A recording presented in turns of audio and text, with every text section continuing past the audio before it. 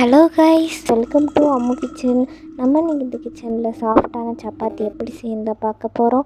இப்போ 2 கப்பு கோதுமை மாவு எடுத்துக்கோங்க. தேவையான அளவு சால்ட், 2 டேபிள் ஸ்பூன் ஆயில் சேர்த்துக்கோங்க. இதை நல்லா மிக்ஸ் பண்ணிவிட்டு கொஞ்சம் கொஞ்சமாக தண்ணி ஊற்றி மாவு நல்லா சாஃப்டாக பிசைஞ்சு எடுத்துக்கோங்க. இந்த மாதிரி மாவு காஞ்சி போகாமல் இருக்க மேலே ஒரு டேபிள் ஸ்பூன் ஆயில் ஊற்றிக்கலாம். இது பார்த்திங்கன்னா ஒரு 30 மினிட்ஸ் ஊறட்டும்.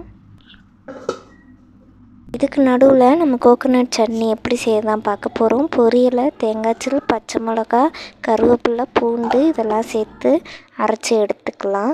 இப்போ பார்த்திங்கன்னா சின்னதாக ஒரு தாளிப்பு கொடுத்துக்கலாம். கடுகு, கருவேப்பிலை, பெருங்காயம் சேர்த்து தாளிச்சுக்கோங்க. என்னோடய வீடியோ உங்களுக்கு பிடிச்சிருந்தால் லைக் அண்ட் சப்ஸ்கிரைப் பண்ணிக்கோங்க. இப்போ தேவையான அளவு சால்ட் போட்டு நல்லா மிக்ஸ் பண்ணி எடுத்துக்கலாம். இப்போ ஊற வச்ச மாவை பார்க்கலாம். பாருங்கள் எந்த அளவு சாஃப்டாக இருக்குன்னு. இதை சின்ன சின்னதாக உருண்டை பிடிச்சி எடுத்துக்கலாம். மாவில் டிப் பண்ணி எடுத்துக்கலாம். இது பார்த்திங்கன்னா தேய்ச்சி எடுத்துக்கோங்க. இந்த அளவு திக்னஸ் இருந்தால் போதும். இப்போ ஒரு தோசை தவா வச்சு அது சூடானதும் சப்பாத்தி போட்டுக்கோங்க. போட்டுட்டு மேலே ஒரு டேபிள் ஸ்பூன் ஆயில் ஊற்றி டபுள் சைடு நல்லா வேக வச்சு எடுத்துக்கலாம்.